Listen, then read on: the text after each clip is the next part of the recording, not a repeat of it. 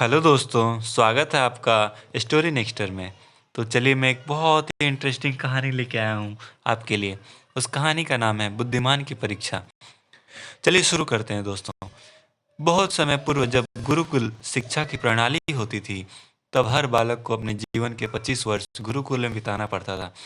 उस समय एक प्रचंड पंडित राधे गुप्त हुआ करते थे, जिनका गुरुकुल बहुत प्रसिद्ध था, जहाँ दूर दूर के राज्य के शिष्य शिक्षा प्राप्त करने आया करते थे। बात उन दिनों की है जब राधे गुप्त की उम्र ढलने लगी थी और उनकी पत्नी का देहांत हो चुका था। घर में विवाह योग्य एक कन्या थी। राधे गुप्त को हर समय उसकी चिंता सताती रहती थी। वह उसका विवाह एक योग्य व्यक्ति से करना चाहते थे, जिसके पास संपत्ति भले ना हो, पर वो कर्मठ हो, जो किन्हीं भी परिस्थिति में उसकी बेटी को खुश रख सके और उचित समय पर उचित निर्णय ले सके। एक दिन उनके मस्तिष्क में एक ख्याल आया और उन्होंने इस परेशानी का हल सोचा। क्यों न वो अपने खुद के शिष्यों में से ही योग्य वर की तलाश करें।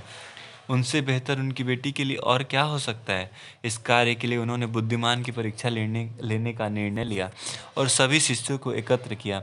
राधे गुप्त ने सभी से कहा कि वो एक परीक्षा आयोजित करना चाहते हैं, जिसमें सभी की बुद्धिमानी का परिचय होगा। उन्होंने सभी से कहा कि उन्हें अपनी पुत्री के विवाह की चिंता है, जिसके लिए उनके पास पर्याप्त धन नहीं है। इसलिए वो चाहते हैं कि उनके शिष्य विवाह में लगने वाली सभी सामग्री कैसे भी करके एकत्र करें, भले उसके लिए उन्हें चोरी का रास्ता चुनना पड़े, लेकिन उन्हें चोरी करता कोई भी देख ना सके। इसी एक शर्त का पालन सभी को करना है। अगले दिन से सभी शिष्य कार्य में जुट गए। रोजाना कोई ना कोई तरह तरह की वस्तु चुरा कर लाता और राधा गुप्त को दे देता। राधा गुप्त उन्हें एक विशेष स्थान पर रख देते, क्योंकि परीक्षा के बाद यह सभी वस्तुएं उनके मालिक को वापस करना जरूरी था, क्योंकि वे अपने शिष्यों को सही ज्ञान देना चाहते थे। सभी शिष्य अपने अपने दिमाग से कार्य कर रहे थे, लेकिन इनमें से एक चुपचाप गुरुकुल में बैठा हुआ था, जिसका नाम रामास्वामी था। वह राधा गुप्त का सबसे करीबी और होनहार छात्र था। उसे ऐसा बैठे देख राधा गुप्त ने इसका कारण पूछा। तब रामास्वामी ने बताया कि आपने परीक्षा की शर्त के रूप में कहा था कि चोरी करते वक्त इसे कोई ना देख सके। इस प्रकार अगर हम अकेले में भी चोरी करते हैं, तब भी हमारी अंतरात्मा उसे देख रही है। हम खुद से उसे नहीं छिपा सकते। इसका यह अर्थ यही है कि चोरी करना व्यर्थ है। उसकी यह बात सुन राधा गुप्त के चेहरे पर खुशी छा जाती है।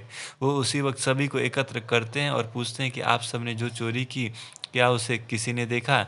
सभी कहते हैं नहीं। तब राधा गुप्त कहते हैं कि क्या आप अपने अंतर्मन से भी इस चोरी को छिपा सके? सभी को बात समझ आ जाती है और सबका सिर नीचे झुक जाता है, सिवाय रामास्वामी के। राधा गुप्त रामास्वामी को बुद्धिमानी की परीक्षा में अव्वल पाते हैं और सभी के सामने कहते हैं कि यह परीक्षा मेरी पुत्री के लिए उचित वर तलाशने के लिए रखी गई थी। इस प्रकार मैं रामास्वामी का विवाह अपनी पुत्री के साथ तय करता हूँ। सभी खुशी से झूम उठते हैं, साथ ही चुराई हुई हर एक वस्तु को उसके मालिक को सौंप विनम्रता से सभी से क्षमा मांगते हैं। तो दोस्तों, कहानी से ये शिक्षा मिलती है हमें। बुद्धिमानी की परीक्षा से यही शिक्षा मिलती है कि कोई भी कार्य अंतर्मन से छिपा नहीं रहता और अंतर्मन ही मनुष्य को सही राह दिखाता है। इसलिए मनुष्य को किसी भी कार्य के सही गलत के लिए अपने मन को टटोलना सबसे ज़रूरी है। आज मनुष्य ने अंतरात्मा की आवाज़ सुनना बंद कर दिया है, इसलिए ही वो गलत रास्ते पर जा रहा है। हमारी अंतरात्मा कभी हमें गलत राह नहीं दिखाती। यह ज़रूर है कि मन की आवाज़ हमें वो करने की सलाह देती है जिसे दिमाग कभी स्वीकार नहीं करता, क्योंकि दिमाग सदैव स्वहित में कार्य करता है और मन हमें सही और गलत का परिचय करवाता है। यह सही गलत का परिचय ही हमें सदैव बुराई से दूर रखता है। किसी भी कार्य के पहले हमें मन की आवाज़ जरूर सुनना चाहिए। इस परीक्षा के जरिए राधा गुप्त ने अपनी पुत्री के लिए एक उचित वर भी तलाश लिया और शिष्यों को जीवन का अमूल्य ज्ञान दिया।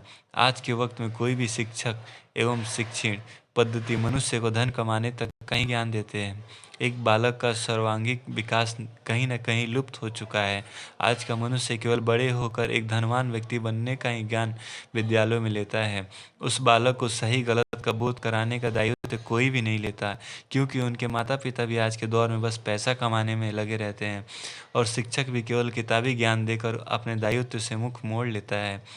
ऐसे में यह छोटी-छोटी कहानियाँ व्यक्ति को सही गलत सिखाने में अहम भूमिका निभाती है, लेकिन आजकल इसके लिए भी वक़्त मिलना मुश्किल है।